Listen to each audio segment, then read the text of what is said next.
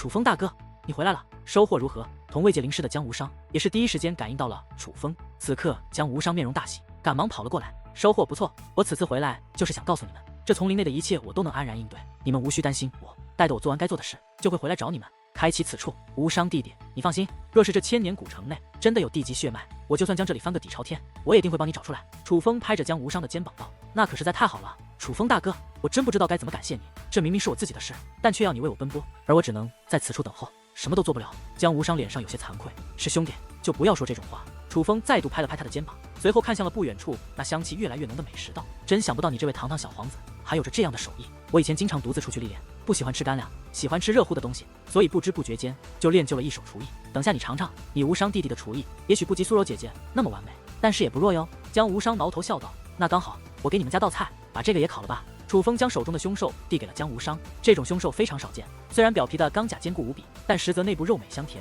看来楚风大哥也是一个经常猎食之人啊。江无伤一眼就认出这只凶兽是难得的美味，吃还可以，做可不行。楚风哈哈一笑，便向宫殿内走去。苏柔与苏美住在同一间屋子，苏美还在沉睡，甜美可人，睡相极美。楚风不忍心吵醒这位小美人，但苏柔已经苏醒，正在梳洗。此刻一头长发湿漉漉的散落香肩之上，滴滴晶莹水珠夹带着苏柔独有的发香，顺着发丝滑落而下，落到那雪白如玉的肌肤上，诱惑至极。楚风从后面小心靠近，一把拦住了苏柔那纤柔的细腰，将这位美女紧紧地抱在了怀里。小点声，小美还没醒呢。苏柔低声道，但是说话之间又微微转过身来，温柔地将头埋入了楚风的怀中，紧紧地抱住了自己的男人。这一刻，楚风不仅能够感觉到苏柔的小脸在自己怀里蹭，更是能够感受到两团丰润而柔软的物体紧紧地贴在胸膛，这让他难以忍受。顿时焚身下方的小弟点也是瞬息挺立，若不是考虑到苏美还在沉睡，并且马上就要开饭了，时间上根本来不及。楚风真想马上将怀中的美人推倒在地，享受一下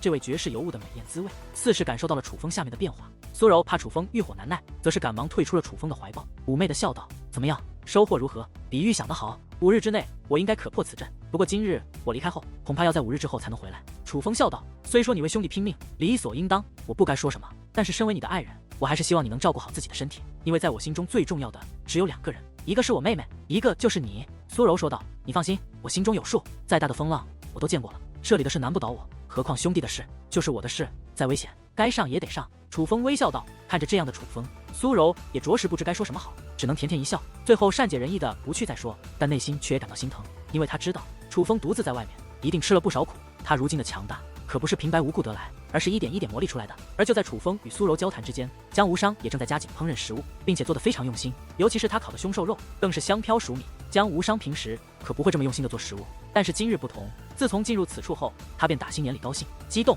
甚至兴奋的睡不着觉。之所以会这样，那自然全因发现了地级血脉，并且有了挖掘出地级血脉的机会，这对他来说简直是做梦都梦不到的美事，如今竟然得以实现，全都靠了楚风，他真的是感激极了，所以才会这般用心烹饪食物。他觉得这是眼下能给予楚风最好的回报。这么香的肉，我还本以为是哪个娘们烤的，想不到是你这么个小子。来，把你烤的肉给我拿来，让老子尝尝鲜。突然，远处传来一道难听而嚣张的声音，抬头一看，原来是王龙和王月。江无伤看了王龙一眼，犹豫再三，最终选择没听见，也不再理会。这是他精心为楚风准备的美味，怎能让便宜这王龙？何况楚风如今可是有太后罩着的人，而他又是楚风罩着的人，所以他也不再像以往那么惧怕这王龙。居然不理我，你是找死不成？见江无伤居然不正眼瞧自己，王龙顿时怒了，因为在四海书院可没有弟子敢对他视而不见，手掌猛然用力，直接一掌轰来，将江无伤身旁的一块石头轰成了粉碎。他没有打江无伤，是因为有所顾忌，而顾忌的人自然便是楚风。他没有打食物，也是有所顾忌，因为他一夜劳累，现在真是饿了。眼下有这样的美食，他真的很想吃。怎么回事？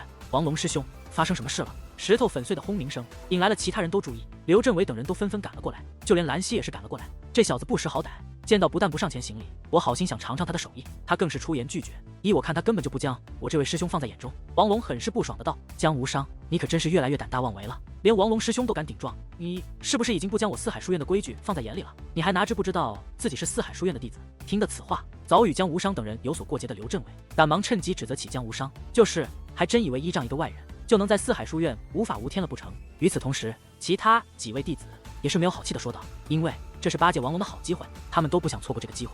最主要的是，若是不向着王龙说话，他们也怕遭受到王龙的惩罚。王龙既为同门，本是应该相互照应，你身为师兄，更是应该以身作则，怎么能因为一点食物就这般动怒呢？”就在这时，兰溪开口了，他已经看明白了事情的经过，所以着实看不下去。兰溪一开口，那些刚刚斥责江无伤的人都是不由闭上了嘴。王龙他们不敢得罪，兰溪他们同样不敢得罪。兰溪，这话你说的不对，身为师兄，的确应该关照师弟师妹，但同样的，我也该教会他们规矩。这江无伤不懂规矩，我教他有何不对吗？王龙出言反驳，但是心中却暗道：臭娘们，越来越过分了，竟然当着这么多人面驳我的面子，和我唱反调。等你中了我的催情药，看我怎么收拾你。这一刻，王龙并未真的生气，反而很是高兴，因为他迷恋了多年的女子，终于快要成为了他的胯下之物，这让他只要想想，便不由暗爽，下面自动挺起。而对于王龙的这般说法，兰溪也实在不知该说什么，毕竟所有弟子见到他们三人都要行礼，这是院长大人亲自定的规矩。虽然他可以拒绝别人对他行礼，但王龙若要享受这一特权，哪怕是他也没有资格阻止。你还发什么呆？还不快给我大哥行礼！见兰溪不再说话，王月赶忙指着江无伤喝道。而江无伤虽然心有不甘，但这的确是四海书院的规矩，所以只好走上前去，对着王龙施以一礼，说了句拜见王龙师兄。哈哈，见江无伤服软，王龙得意的哈哈大笑起来，随后又指着江无伤道：记住了，以后每次看见我都要过来行礼，这是规矩。好一个规矩！那不如让我教教你规矩如何？而就在这时，突然一道声音响起，与此同时，四道身影也是自宫殿内走了出来。这是两男两女，张天翼在最后，苏柔、苏美在左右，中间为首的正是楚风。楚风，他竟然在，什么时候回来的？见到楚风，那两男一女的弟子面容不由大变，吓得不轻。他们先前之所以敢那般说江无伤，是因为知道楚风不在千年古城，但万万也想不到楚风原来已经回来了，这让他们又惊又恐。毕竟昨日太后狂揍秦羽的情景，如今还历历在目，连那秦羽得罪了楚风，下场都如此凄惨，又何况是他们呢？别怕，有王龙师兄在，你们怕什么？何况此处是千年古城，太后又不在，他要是敢张狂，以王龙师兄的性格，有他好果子吃。见状，刘镇伟偷偷传音道：也是啊。听得刘镇伟的话后，那两男一女都感觉有些道理，不由得有了底气，再度挺胸抬头的站到了王龙的后面。可是谁曾想，见到楚风后，王龙也胆怯了。虽然他不怕楚风，但是他真心怕太后，所以他什么都没说，大袖一挥，冷哼一声，便欲离去。站住！然而就在这时，楚风却是暴喝一声：你想怎样？王龙回过头来，以鄙夷的目光看着楚风：你没听见我刚才说的话吗？楚风表情平淡，随后补充道：你刚刚说规矩，所以我现在要教你规矩。教我规矩？真是笑话！你一个四海书院之外的人，也配教我规矩？你凭什么？王龙冷笑不断：不凭什么，就凭他。楚风面色不改，但说话之间却拿出了一块令牌，正是太后的身份令牌。看到这块令牌，所有人都是不由内心一颤。秦羽可就是因为这块令牌才被打得那么惨。太后前辈说过什么？你们忘记了？没关系，我可以重新告诉你们一遍。见到此令牌者，就如同见到太后前辈，凡是遇到我者，都要对我行礼参拜。知道什么叫参拜吗？就是对我行跪拜大礼。楚风说话之间，面容突然转冷，双眼也是迸射出两道寒芒，看向刘镇伟等人道：全都给我跪下！此话一出，那两男一女二话不说，直接就跪倒在地，因为他们最怕的就是太后。如今楚风直接拿太后出来说话，他们更是怕得不行。毕竟连秦羽那种身份特殊的弟子，太后都敢暴打，如果是他们惹怒了太后，恐怕被杀的可能都有。那可是一个无法无天的活阎王啊！你怎么回事？是要违抗太后前辈的命令吗？楚风指向了那满脸犹豫的刘镇伟。而刘镇伟虽然与江无伤、张天翼等人过节很深，但是他也害怕太后啊，并且他知道太后若是想弄他，这区王龙是保不住自己的。所以尽管心不甘情不愿，他还是缓缓地屈膝在地，最终半跪在地，对楚风施以参拜大礼。这一刻还在坚持的，便唯有王龙和王月两兄弟了。他们虽然也怕太后，但是毕竟身份不同，并且他们不怕楚风，所以让他们给楚风这样一个外人施以跪拜大礼，他们着实做不到。见王龙与王月不跪，楚风则是早有预料，一边摆弄手中的令牌，一边说道：太后前辈跟我说过，他会在四海书院多住些时日，待得千年古城的历练结束后，让我去他那里禀告，看看是否有人敢挑战他老人家的威严，违抗他下达的命令。而只要敢有违抗者，不管是谁，他都非要扒了那人的一层皮不可。看来如今这违抗命令的人已有两个了。楚风的这番话听得王龙兄弟心惊肉跳，因为他们很清楚太后绝对说得出做得到，但是要自己向楚风下跪，他们又着实做不到。于是王龙指着楚风，以威胁的语气道：楚风，凡事留一线，你做事不要太过分，做事也分人，对待你这种人完全没必要。楚风也是收起笑容，指着王龙和王月，厉喝道：我只问一句，你们跪还是不跪？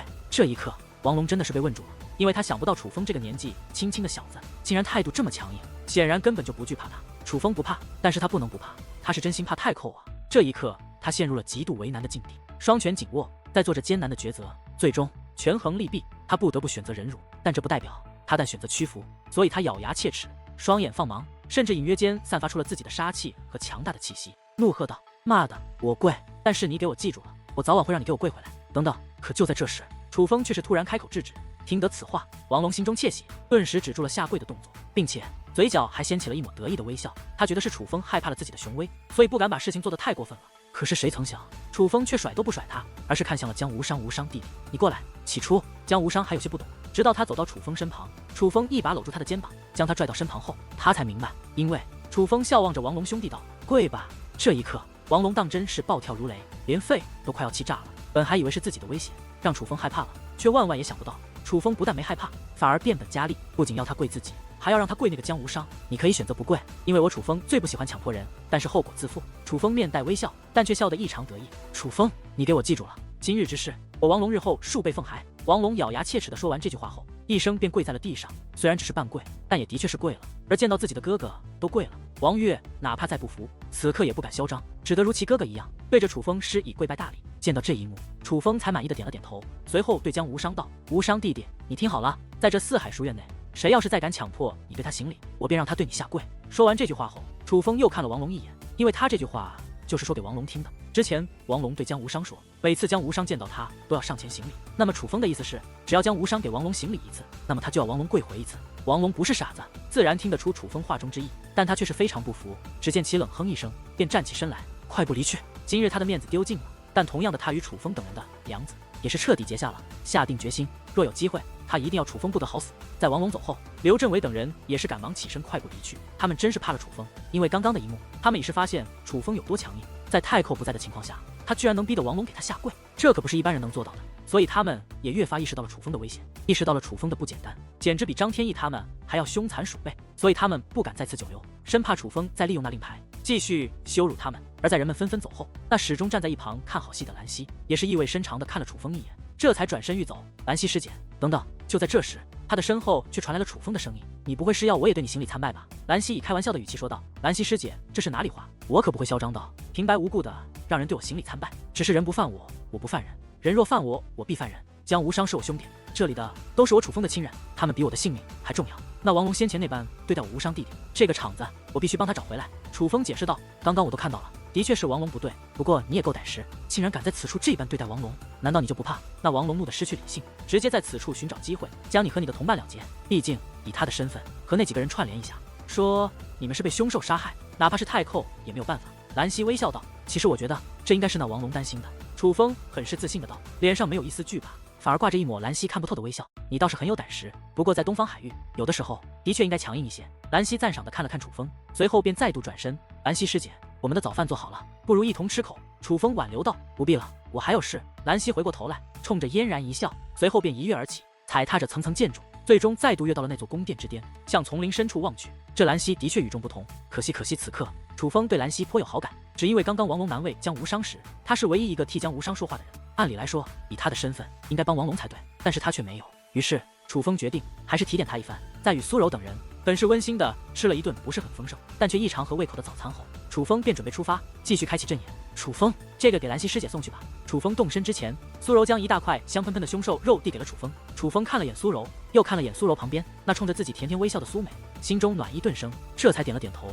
楚风真的很高兴，高兴自己遇到这样爱自己的两个女子。换做小气之人，也许他与兰溪交谈之时就已经生气了，但是苏柔苏美不但没有，反而站在楚风的立场考虑，主动给兰溪送吃的。不得不说，这是两个善解人意的好妹子。楚风拿着这大块凶兽肉，再度来到了兰溪所在的宫殿上，递到了兰溪的面前。谢谢。而兰溪也没抗拒，接过凶兽肉，便张开小嘴，很是腼腆的啃食起来。兰溪师姐，你就这么信得过我？不怕我在这凶兽肉里下毒？楚风以开玩笑的语气道。不怕，我觉得你不会害我。兰溪笑道。为什么？楚风问道。直觉。兰溪道。直觉？你的直觉就这么准吗？楚风问道。兰溪犹豫了一下，也分时候吧。那如果我已经在这凶兽肉内下了毒药，你会怎么办？楚风继续说道。你该不会真的下毒了吧？听得此话，兰溪的小脸也有些变了。当然不会，不过兰溪师姐做事还是谨慎一点好。你是界灵师，精神力随时都可以用。如果我是你，在使用别人给我的事物前，就一定会用精神力分辨一下，看看有没有异物在其中，否则若真的被人算计了，那个时候后悔可就晚了。楚风笑道。多谢你提醒，我会注意的。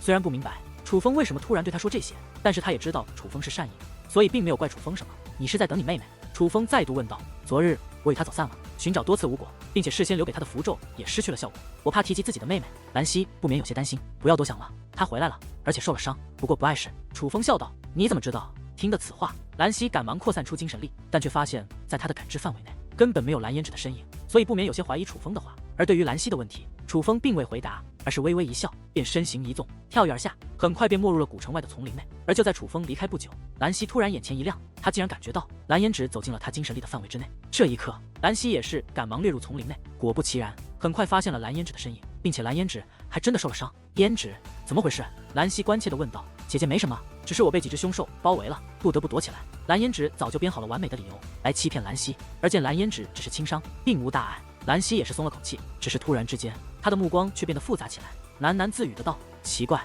就连我都感应不到胭脂出现，他是如何发现的？此日之后，楚风继续搜索阵眼，在第4日之时，楚风已经搜索到了丛林内的7道阵眼，而在第5日的时候，楚风已经按照顺序破解了其中的6道阵眼，如今只差最后1道阵眼，他就集齐7把结界钥匙，就可以去开启最后1道阵眼，并且打开那隐藏的核心地带。此刻，楚风正在丛林之中疾奔，为了避免危险，他也是将自己的精神力扩散而出。可是突然之间，楚风却是面容大变，不由得止住了步伐，因为他感觉到了3个人的气息，竟然是兰溪、蓝胭脂还有王龙。不好！这一刻，楚风暗叫不好。若只是兰溪和蓝胭脂，这倒正常，毕竟她们姐妹本就要在一起历练的。但是王龙也在，那可就暗示着事情不妙了。并且，楚风发现此刻兰溪的气息极度紊乱，这多半说明兰溪可能已经遭遇毒手。该死，这丫头怎么就不听劝呢？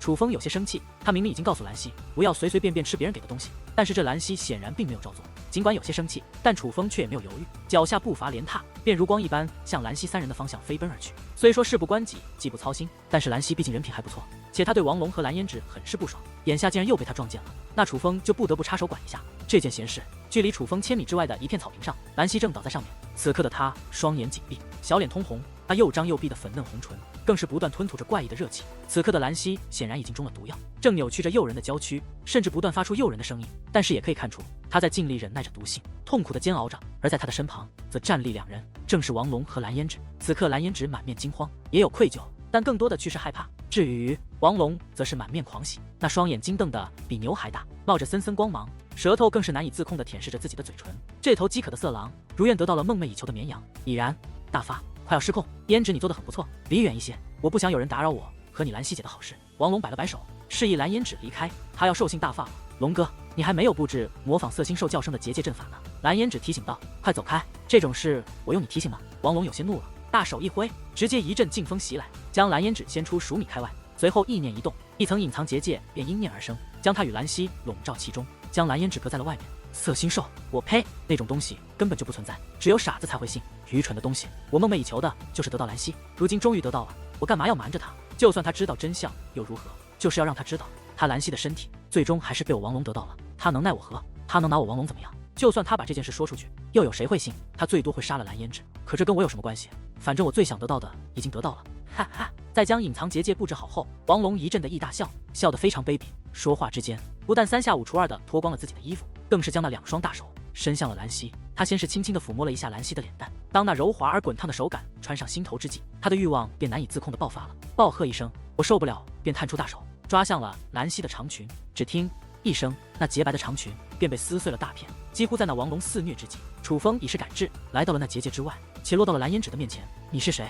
见到楚风，蓝胭脂顿时一声尖叫，被吓了一跳。因为此刻的楚风为了不必要的麻烦，故意装扮了一番。他穿着的是黑色的衣服，头上也戴着斗笠，蓝胭脂根本认不出他是谁。滚！贱人！看到蓝胭脂，楚风顿时怒从心生，尤其想想兰溪对他那么好，他却这般害兰溪，楚风更是气不打一处来，一个大嘴巴落在了兰溪的脸上，直接将这个贱人扇晕了过去。随后楚风一拳轰出，只听的一声，那道隐藏结界便被楚风轰碎开来。而此刻的王龙正疯狂且享受地撕扯着兰溪的裙摆，突如其来的变故也是让他大吃一惊，看向楚风更是面容大变，怒喝道：你是何人？此刻的楚风本就愤怒，尤其是看到此刻的兰溪竟然已经是衣不遮体，大片洁白的肌肤已是裸露在外，楚风更是懒得与其废话，二话不说走上前去，对着那王龙便是一拳轰出，地动山摇。楚风的力量简直势不可挡，娘的，敢坏老子好事，找死！而王龙此刻也是憋了一肚子的火，好好的美事被人破坏，这让他郁闷不已。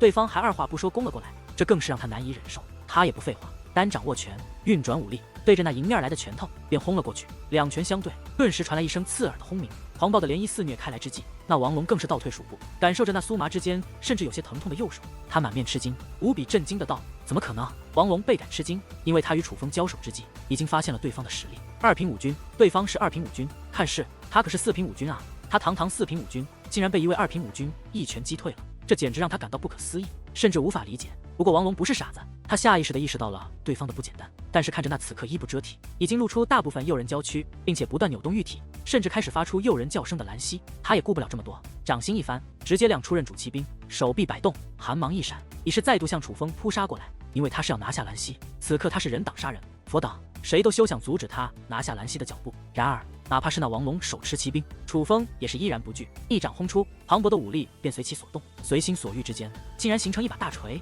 那大锤正面砸去，与王龙手中的刃主骑兵交织在一处，只听的一声，竟然直接将那王龙震退。王龙虽然是4品武军，但是同等境界也分战力高低，这王龙似乎踏入4品武军不久，根基不稳，战力更是极低，还根本不具备与楚风纠缠的实力。这一刻，楚风真的很想狠狠地教训这王龙一番，甚至准备现在就宰了他，不仅是替兰溪解恨，更是替自己除害，以免日后他离开四海书院，这王龙对苏柔等人使坏。但是看着此刻的兰溪，楚风却不得不立刻做出抉择，因为兰溪中毒在身，并且毒性极烈，若不快些解毒，恐怕他要命在旦夕，暂且饶你一条狗命。楚风指着王龙怒喝一声，便抱着兰溪飞奔而起，只是几个跳跃之间，便消失在了王龙的视线内。真是该死！王龙眼看着楚风将自己梦寐以求、马上到手的兰溪抱跑了，他真是气得快要发疯了。可是低头一看，看到自己那正在流淌鲜血的手掌，以及那出现裂痕的刃主骑兵，却又不得不陷入沉思，眉头紧锁，低声说道：“那究竟是谁？在这千年古城内，怎么会出现这样可怕的家伙？”在王龙思索对方究竟是谁之际，楚风则是正在抱着兰溪急速狂奔。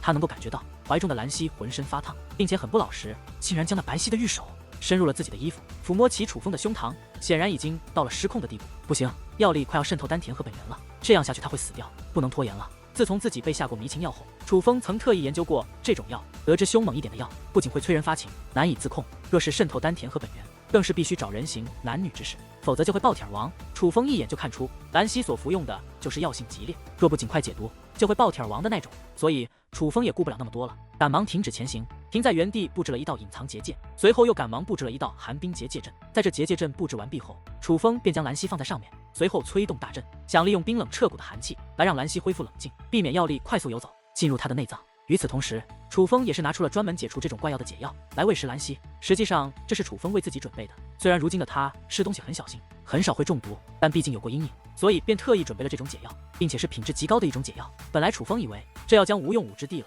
想不到今天还真派上了用场。但是奈何兰溪却是极不配合，扭动着身躯左右摇摆，并且不断用那玉手在楚风身上乱摸，可就是不肯吃药。我要！兰溪越来越失控了，竟然开始主动去扒楚风的衣服，甚至去摸楚风的身体。兰溪，别！保持清醒，保持清醒！楚风不断的呼喊着，开始强制性的喂兰溪吃药，但却也无法避免的会看到兰溪那赤裸却诱人的娇躯，甚至无法避免的手掌会与那柔滑的肌肤进行接触。最要命的是，兰溪的手越来越不老实了，甚至摸来摸去，摸到了楚风早已雄起的那里。最主要的是，似乎他知道那是什么，除了摸到之时微微一颤外，竟然一把抓住那里不肯放手，反而揉搓起来，就像是要从楚风的裤子里把他揪出来一样。再有定力的男人遇到这种事也会有反应，所以楚风在这种情况下早已欲火焚身。换做之前，也许楚风不管3721，直接就脱掉裤子就上阵了，毕竟这也是帮助兰溪解毒的一种方式，等于成全了他。但是如今不同，楚风已经不是当初那个年少轻狂的孩子，他知道如今的兰溪是不清醒的，并且他很明白，他不喜欢兰溪，兰溪也不喜欢他。这种情况下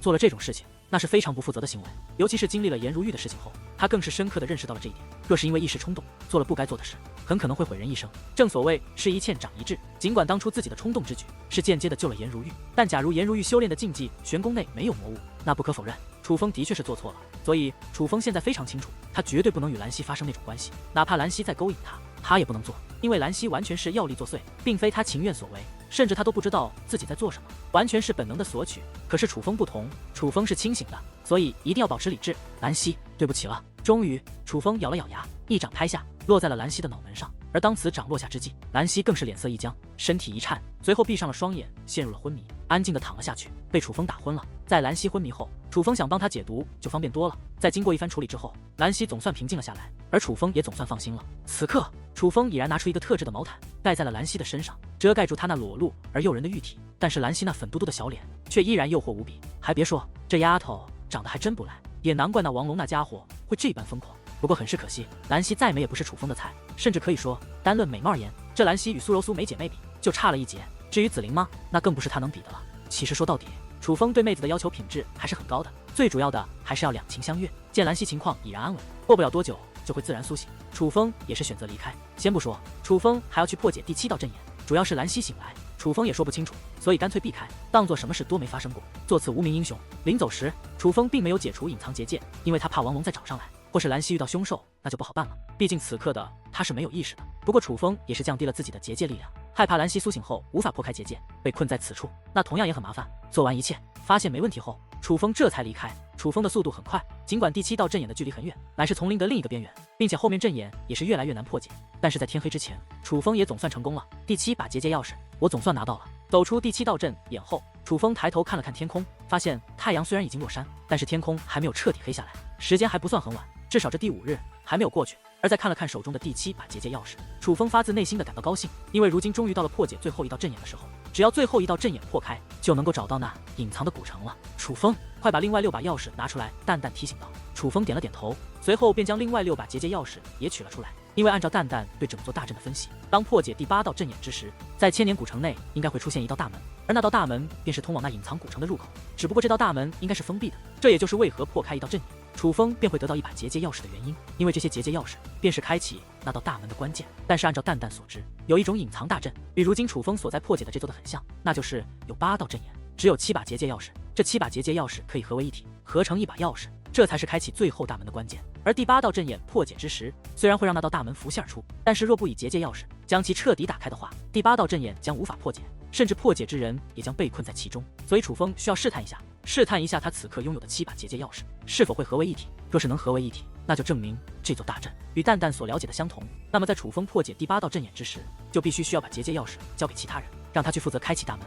否则自己一个人是无法破开这座大阵的。若是7把结界钥匙没有融合，那就更简单了，说明蛋蛋的担心是多余的。这里的隐藏大阵没想象中那么复杂，楚风直接破解第8道阵眼即可，说做就做。楚风将7把结界钥匙取出后，光芒四射之间竟然融合一体，最终化作了一把钥匙。这把结界钥匙更为明亮，可谓光彩照人，但同时它蕴含的结界之力也更为强悍，真的融合了。这么说来，蛋蛋你的猜测是对的，开启第8道阵眼的时候，那大门才会出现，而只有用这结界钥匙将大门开启，第8道阵眼也才会彻底解开。蛋蛋，不得不说，你真的是帮了我一个大忙，不然我定会直接去破解第8道阵眼。但是我若那样做的话，不但会被困在其中，甚至会毙命。楚风将7把结界钥匙合为一把，以是知道蛋蛋的猜测是对的，同时也对蛋蛋的见识深表佩服。蛋蛋再度帮了自己一次，本女王的本领自然是利奥的，但本女王再厉害，如今不还是被封印在你的界灵空间内，听从你小子的差遣，为你小子做事，说到底厉害的还是你。蛋蛋说的矜持，但却笑得合不拢嘴，可见他很喜欢楚风夸赞于他。开心之余，他又说道：走吧，让我们一起见识一下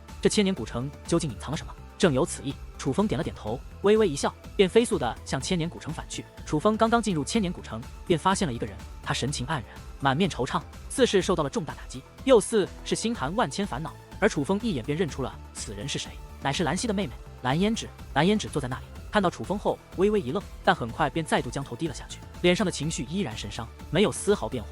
看着此般的蓝胭脂，楚风只是冷笑一声，他可是知道这蓝胭脂为何会这般，肯定是害怕兰溪发现是他害的自己，从而遭到惩罚。对于这种人，楚风不会给予丝毫同情，因为他绝对是自作自受，所以楚风也没刁他，身形一纵便直接向江无伤等人休息的地方行去。一路走来，楚风也是扩散出了精神力，发现不但兰溪没有回来，连王龙也没有回来。不过对自己布置的隐藏结界有着足够自信的楚风，也不担心王龙会找到兰溪，所以便直接走入了宫殿之内。楚风大哥，你回来了，怎么样？此刻那破败的宫殿内，苏柔等人正在聊天，见到楚风将无伤等人一同围了过来。无伤弟弟，拿着这个。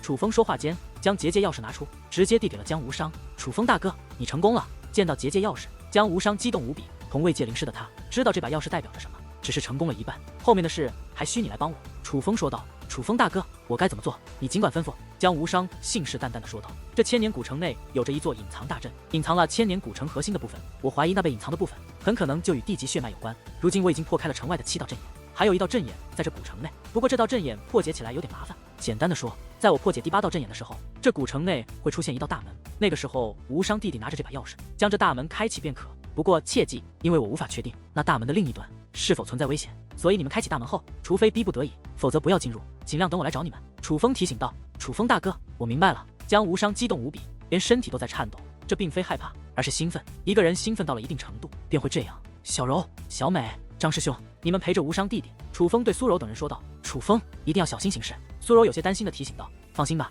我心中有数。楚风自信的一笑，犹如一切都在其掌握之中。随后又对江无伤道。记住，除非逼不得已，否则不要进去。等我江无伤等人一同点头。而与此同时，楚风已是如风一般飘离而去。没人知道那第8道阵眼究竟在哪里，唯有楚风清楚。走吧。在楚风离开后，江无伤等人也是离开了这座宫殿，而是连续跃起，登上了千年古城内最高的一座建筑，等候着那道大门的出现。而与此同时，楚风已是进入了第8道阵眼。这道阵眼与众不同，没有之前的阵眼那么难。可以说，在楚风进入之后，便已经看到了出去的大门，但是这道大门却是关闭的，并且此刻那进入的大门也关闭了。不可否认，的确如蛋蛋所猜测一般，此刻楚风被困在此处，而能救楚风的唯有江无伤等人。这一刻，楚风既不慌也不急，而是来到大门前，盘坐下，淡淡的道：“无伤弟弟，全靠你了。”就在楚风说出此话之际，在这千年古城内，一座圆形广场之上，突然一道金色光芒冲天而起。与此同时，大地也是发出隆隆之音，整座千年古城都颤动起来，无数碎石滚落，无数小型建筑倒塌，甚至大地出现裂痕，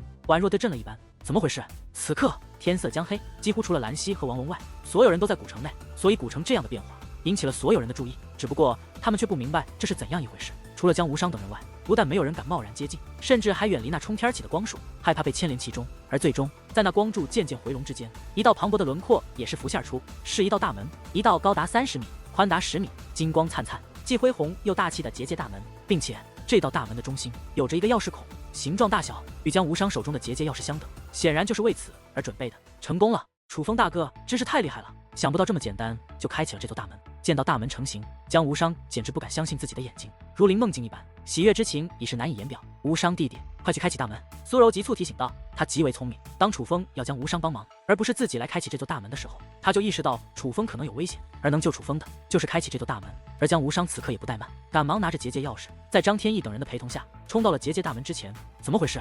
这是什么东西？这竟是一道结界大门！快看！江无伤手里拿着东西，那是钥匙，他在开启这座大门。与此同时，这古城内的其他人见大门成型后，也是纷纷赶了过来，刚好看到了江无伤开启大门的情景。而见到这一幕，他们都被惊呆了，因为他们想不通，这里怎么会出现这样壮观的结界大门，更想不通江无伤怎么会有开启这大门的钥匙。对于其他人那惊讶的表情，江无伤也懒得理会，因为他此刻所担心的不是外人的看法，而是这座大门究竟能否成功开启。然而一切担心都是多余的，当那把结界钥匙插入大门的钥匙孔后，还不待江无伤有任何举动，这座大门的中心便扭曲旋转起来，最终钥匙消失了，而浮现在江无伤等人的是一道空洞的大门，大门的另一端是一座异常恢宏的城池。这座城池的建筑风格与千年古城非常相像，并且散发着同样古朴的气息，但是相比于千年古城的破旧衰败，那座城池的建筑却相对完整，甚至展然一新。那莫非是千年古城的核心部分？这一刻，所有人都反应过来，原来传闻是真的，千年古城真的被隐藏了一部分，而那道大门通往的便是那被隐藏的核心部分。快走，那是千年古城消失的部分，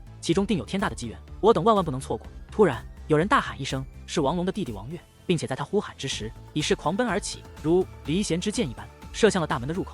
而在王悦的一声呼喊下，刘镇伟等人也如同发狂了一般，二话不说便向那大门狂奔而来，就连之前还满面神伤的蓝胭脂，此刻也不例外。见到这一幕，江无伤却眉头紧皱，因为这座大门之中蕴含的可是与地级血脉相关的事物，并且此处是楚风发现开启，怎能让他人占了先机？然而就在江无伤犯难之际，张天翼、苏柔和苏美两姐妹已是分散站开，挡住了大门的入口，且一同说道：“此处禁止通行。”面对张天翼等人的封路，刘镇伟等人皆是面容微变，纷纷止住了前行的步伐，不敢再向前靠近。毕竟张天翼等人的修为要远在他们之上，若是强闯，显然是要吃大亏的。所以一时间，刘镇伟等人都将目光投向了王悦，这位具有天武8重修为，并且身为副院长弟子的天才人物。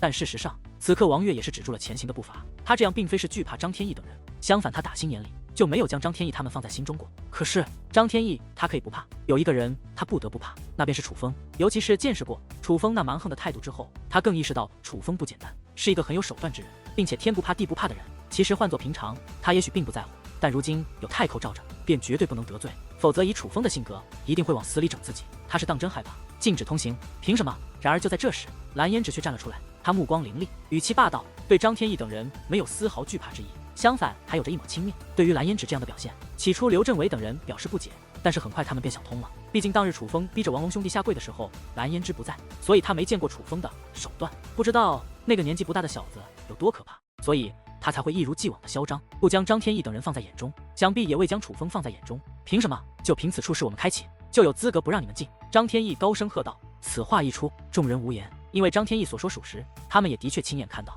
是江无伤拿着那结界钥匙开启的这座结界大门。我去你妈的，你怎么这么不要脸？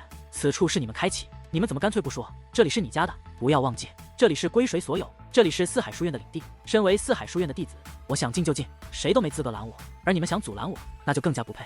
蓝胭脂嚣张无比，说话之间已是径直的向苏柔冲了过去，大有一副神挡杀神，佛挡得架势。然而就在蓝胭脂想一把将苏柔推开之际，意外的一幕发生了。只见苏柔裙摆飘动，如仙子一般挡在了蓝胭脂的身前。随后那洁白的玉手一挥，只听一声脆响，一个大嘴巴子便落在了蓝胭脂的脸上，将蓝胭脂扇得原地转了一圈，这才反应过来，你竟然敢打我！蓝胭脂气得双目怒瞪，咬牙切齿，你敢再踏前一步，我会让你知道什么是真正的打你。苏柔表情平淡，但是美丽的双眸之中却并射出2道冰意十足的寒芒，仿若能够将一切凝固一般。这一刻，蓝胭脂不由得倒退一步，她竟然怕了，尽管她自己也不知道为什么，但是她的确怕了。看着蓝胭脂那满面惊愕的表情，不知所措的反应，苏美在一旁甜美一笑。虽说来到这四海书院后，她姐姐苏柔便一直低调，看似很好欺负一样，但是她可是很清楚她姐姐是一个什么样的人。苏柔沉着冷静，冰雪聪明，在实力不足时会选择隐忍，但是在她实力足够的时候，可不会屈服于任何人，尤其对待敌人，说其是心狠手辣也不为过。这个女人绝对不像表面那么温柔善良。千年古城既然开启了，我可真是走了大运啊！然而就在这时，不远处突然响起一道声音，定目望去，江无伤等人面容皆是不由一变，因为他们一眼便认出那来者是谁，不是别人，正是王龙。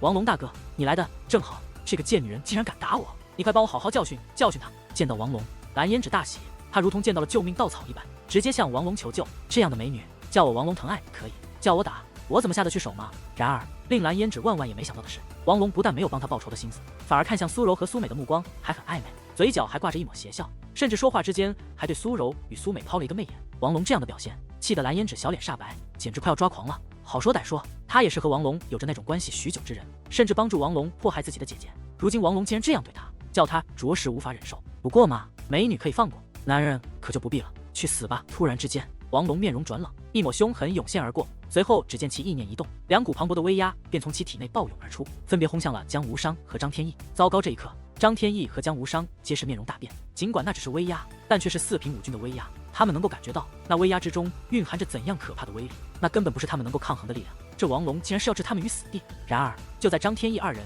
以为他们必死无疑之际，又是2道威压从天而降，翻腾而来，竟如屏障一般挡在了他们2人身前。2股威压交织在一处，顿时荡起了狂暴的涟漪。尽管那威压成功抵挡住了王龙的威压，但是碍于威力太强，张天翼与江无伤还是受到了余波的冲击，被震出足数米。不过好在只是身受轻伤，并无大碍。兰溪交锋过后，人们终于发现，那就张天翼与江无伤之人是谁？竟然是兰溪。此刻兰溪的脸色有些苍白，身体看上去也很虚弱，并且神色非常不好。不过此刻他的确就站在广场上，裙摆舞动，目光冷漠，距离王龙并不是很远。王龙，你刚刚的威压足以杀了他们，难道你要扼杀同门不成？兰溪凌厉地斥责道。杀他们？我若真要杀他们，他们还能活着吗？见到兰溪，王龙冷哼一声，也不废话，因为他知道兰溪的药力已退，不管是因为什么，至少他此刻没有任何御航不轨的机会。何况相比于兰溪，眼前的一切对他来说更具吸引力，所以他大袖一挥，便带领众人直接向那结界大门走去。见状，王月等人也是紧紧地跟随王龙一同走了过去，尤其是蓝胭脂，他没有理会自己的姐姐，因为他不敢，甚至不敢看此刻的兰溪，因为他心中有鬼，非常害怕与其姐姐对视，害怕兰溪看穿他的心思。而面对那虎视眈眈且正以邪恶目光扫视自己的王龙，苏柔与苏美自然不敢阻拦，赶忙让开道路，生怕王龙对他2人不利。不过就在王龙走到门口之际，却又突然将目光回转，冷笑着对江无伤和张天翼说道：“带我跟那个叫楚风的小子说一声，最好别跟着进来，否则我要他有来无回。”非常嚣张地说完这句话，王龙又是一阵疯狂的哈哈大笑，似是在嘲笑楚风等人的无能，但更像是在宣泄内心的愤恨。而在那大笑声中，王龙一行人也是进入了那被隐藏的古城之内。渐行渐远，王龙的手段你们看到了，他已动杀念，莫说你们进入其中，就算在这古城内，他再遇到你们，估计也会对你们动手。听我的，不要跟进来，更不要让楚风进来，否则就算我也难保你们。兰溪不知道这里是江无伤他们开启的，但他却知道此处开启意味着什么，所以他也没有犹豫，而是发自真心的提醒江无伤等人一番后，便跟随着王龙等人的步伐走了进去，不想错过此次难得的机缘。然而就在他们刚刚离去，一道身影便如光一般飞掠而来，最终来到了广场之上。见到这个人，无论是江无伤还是张天翼，不管是苏柔还是苏美，他们都是狂喜无比，脸上的所有担忧与郁闷全都烟消云散，取而代之的是无尽的喜悦，因为那人正是楚风。楚风，你没事，这实在是太好了。见到楚风，苏柔和苏美竟同时扑进楚风的怀中，可见他们之前有多担心楚风的安危，不然不会再见到楚风安然后反应这么强烈。至于张天翼和江无伤也同样如此，他们都不是傻子，相反很聪明，所以他们也很担心楚风的安危。张师兄，无伤弟弟，是谁将你们打伤的？楚风一边安抚着怀中的2位美人，一边看向了张天翼和江无伤2位兄弟。当看他们2人的身上有着些许外伤，嘴角还挂着血迹之后，顿时剑眉倒竖，眼中涌现出刺骨的寒芒以及滔天的怒意。是王龙，他不仅动手打了我们，还告诉我们不要进入其中，否则他会要我们有来无回。张天翼说道。而江无伤则是沉默不语。其实他最担心的就是这样，在他们成功找到与地级血脉有关的事物后，却又被人捷足先登。最主要的是，他们没有与对方抗衡的实力。听过张天翼的话后，楚风没有多说什么，神情也没有太大变化，仿若一切都在预料中一样，说道：“我们进去。”楚风大哥，不要！然而就在这时，江无伤却走了过来，挡在了楚风的身前，说道：“楚风大哥，我知道你是为我好，这一切都是为我做的，但是我不能让你进去。那王龙已动杀念，我们进去，他一定会杀了我们。我不想为了自己的一己私欲而牵连大家。我已经想好了，那地级血脉我不要了。”说这番话的时候，江无伤的表情非常痛苦，因为地级血脉对他来说实在太重要了。可是他也很清楚，如果这个时候进入其中有多危险，他不能因为自己的事情而牵连楚风等人，所以他不得不放弃。这真是痛彻心扉的无奈之举。无伤弟弟，你该不会觉得你楚风大哥我会怕了那王龙吧？楚风笑着问道。楚风大哥，你的意思是？听得此话，江无伤等人皆是一愣，与此同时，目光中皆是涌现出了些许震惊，因为他们已经从楚风的话语之中隐约地猜出了一些事情。对于众人的目光，楚风并未直接回答，而是说道：“你们不是想知道如今我的修为究竟在什么境界吗？等抓到那王龙，我便让你们知道。”话罢，楚风潇洒转身，衣袍舞动，径直地向那结界大门内行去。见状，苏柔等人彼此互看一眼，随后嘴角皆是掀起一抹淡淡的笑意。尽管楚风没有将话说透，但是他们已是明白，楚风应该有着必胜的把握才对。这位与他们一同自九州大陆走出的少年，在这不到半年的时间内，果然成长到了一个非常恐怖的地步。于是，苏柔等人也不再多问，而是跟随楚风迈过结界大门，走入了千年古城的核心地带。这核心地带虽大，但是以楚风等人的速度来说，根本不算什么，并且顺着结界大门而入，有着一道宽阔而雄伟的道路。顺着道路径直前行，便是一座威严而壮观的浩瀚宫殿。这座宫殿非同小可，可以说是千年古城内最为壮观的建筑。只要不是傻子，一眼就能看出，这应该是此处的关键所在。此刻宫殿大门已开，显然王龙、兰溪等人皆已踏入，楚风等人自然也不能怠慢，否则被他们占得先机，那可就大事不妙。然而还未尽踏入宫殿，其中便传来野兽的吼声和刺耳的轰鸣。与此同时，滚滚浓烟夹带着磅礴的涟漪，也是自那宫殿之内暴涌而出。见状，楚风大手一挥，便将那迎面来的涟漪挥散开来，进入其中定目观看。莫说苏柔等人，就连楚风的神情也是不由一僵，感到吃惊和意外。宫殿内部非常辽阔，王龙等人皆在其中，但是王月与蓝嫣芷等人此刻却是满面恐惧，正在向楚风等人的方向狂奔而来。见到楚风，他们又被吓了一跳，不得不改变方向，向大殿的角落跑去。而之所以会如此，那是因为此刻大殿的尽头处有着一只体型巨大、实力滔天的妖兽。那妖兽高达10几米，长达数十米，人类在它的面前简直如同蝼蚁一般渺小，并且它双眼血红，身上萦绕着滔滔火焰，正在发动着凶猛的攻击，当真是一动惊天的，一吼震八方。此妖兽的威势之强，实力之猛，简直是楚风见所未见，绝对是楚风见过最凶猛的一只。而在他的面前，王龙与兰溪正在合力抵挡。可是哪怕是这2位4品5军的强者，面对这只妖兽也是有着不小的压力。那妖兽太强了，虽然只是3品5军的修为，但却牵制住了4品5军的王龙与兰溪。这一刻，在场的所有人都被惊呆了，甚至很多人恐惧不已，因为5军强者的争锋根本不是他们能够参与的，甚至一道余波一出，都足以让他们毙命。眼下唯一还能保持淡定的，便唯有楚风一人。他带着苏柔等人进入宫殿后，没有深入，而是站在边缘，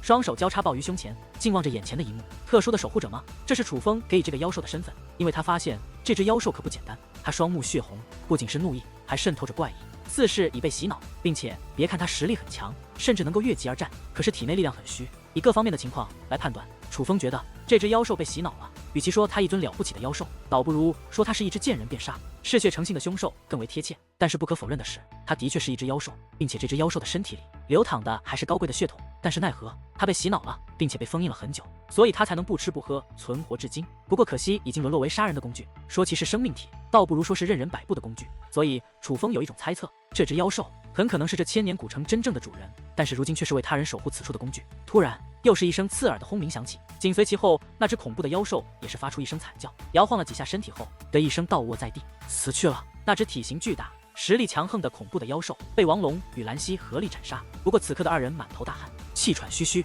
显然也是费了不少力气。厉害，毕竟是没有灵智的妖兽，他若是具备灵智，能够运用血脉施展各种技法，战力会增强数倍。也许王龙和兰溪联手都不会是他的对手。这便是千年古城真正的主人吗？看来还真是一群强大的族群。不过可惜，哪怕再强大，却已成过去。楚风心中暗叹，想不到你还敢进来，难道那2个小子没有将我说的话转达给你吗？突然，一道冰冷彻骨的声音响起，是王龙。此刻的王龙发现了楚风等人，正用那满含杀意的目光盯着楚风，且他的嘴角挂着笑意，那既是击杀了这只妖兽的得意，也有见到楚风后的窃喜。在这里可是他杀掉楚风的大好机会，洗刷耻辱的大好机会。听得此话，刘镇伟和王悦等人也都明白了王龙的意思，那种看向楚风的目光中，尽是幸灾乐祸和无比的解气。他们都觉得楚风是要大难临头了。这一刻，除了兰溪外，柳眉紧皱，满是担忧外，那群人中皆是嘴角带笑，似乎很是期待王龙虐待楚风的好戏。然而还不待楚风回话，这座大殿却突然剧烈的颤动起来，并且在大殿的尽头处竟然出现了道道血红色的纹路，正在不断扩散。那是一座大阵，此刻大阵正在被激活，而激活此座大阵的竟是那只妖兽的血液。血液在地表流淌之间，正绘制成一幅鲜红色的大阵图。与此同时，大殿的入口已然封闭，四周光芒闪烁，最终竟然在这大殿的四周出现了上千只妖兽。这是怎么回事？这一刻，所有人都慌了，因为那上千只妖兽几乎每一只都有着5军境的修为，其中至少100只有着3品5军的修为，并且从他们的样貌来判断，也能够看出他们与王龙和兰溪先前斩杀的妖兽是同一种类。一只妖兽已是那般强悍，此刻出现了上千只，这叫人们如何能不惧怕？莫说是旁人，就连王龙与兰溪也是面如死灰，觉得自己将要大难临头。楚风，这一刻，苏柔等人也是怕了，不由得走到了楚风的身旁。不要怕，这应该是一座祭坛才对。此时此刻，整座浩瀚的大殿内，唯有楚风淡定如初。祭坛殿内的所有人都露出了不解的目光，不太明白楚风的意思。这些妖兽双目紧闭，他们不止在沉睡，而是被封印了。此刻封印还没有解开，但若是那只妖兽之血将这宫殿地表的大阵图绘制完毕，这些妖兽就都会醒来，那个时候我们便要遭殃了。楚风解释道：“原来是这样，那就太简单不过了。”听得此话，王龙恍然大悟，意念移动，一层结界便布置而出，想要封锁那血液流淌的去路，以阻止他对这阵图继续绘制。然而那血液简直无坚不摧，竟然在滚滚白烟之中将王龙的紫色结界瞬息击溃。王龙根本无法制止那血液的流淌，怎么可能？见到这一幕，王龙目瞪口呆，感觉很是不可思议。他的结界哪怕是对于那妖兽的攻击都能阻挡一下，怎么如今连其血液都无法阻挡了？事实上，不只是他，几乎在场的所有人都是感到震惊与不解。愚蠢！然而相比于他人的震惊，楚风却是预料之中的轻蔑一笑。妈的，你骂谁？听得此话，王龙大怒，指着楚风怒斥起来：“我骂谁？你给我听好了，我骂的就是你！”楚风看着王龙，一字一句，丝毫不留情面，赤裸裸的打脸：“我他妈弄死你！”这一刻，王龙彻底怒了，早就想解决楚风的他，说话间便要对楚风动手。王龙住手！你杀了他，我们都要死人儿！还不待其动手，兰溪便突然站了出来，阻止住了王龙的攻势，随后又对楚风道：“楚风，这里究竟是怎么回事？你可知破解方法？”我说过了，此处是祭坛，那妖兽血只是一个影子，影子已激活，岂是这么简单就能阻止的？要想阻止它继续流淌，就要以血换血，用人的血去填补这大殿地上的阵图，让妖兽之血无路可走，并且人血所占的比例一定要大于妖兽血所占的比例，否则此阵无解。楚风如实说道：“什么？用人的血，并且还要超过妖兽血所占的比例？那岂不是说要我们自相残杀？”听得此话，很多人都是大吃一惊，因为这座阵图太大了，若要用人血填满，恐怕死一个人是绝对不够的。他们这里的人必须死去大半才可。若是这样的话，那可就再简单不过了。然而，就在大部分人吃惊不已之际，不知如何是好之际，王龙的嘴角却掀起了一抹冷笑。与此同时，那满是杀意的目光也是再度投向了楚风，但是他却没有注意到，楚风嘴角的笑意可比他冰冷数倍不止。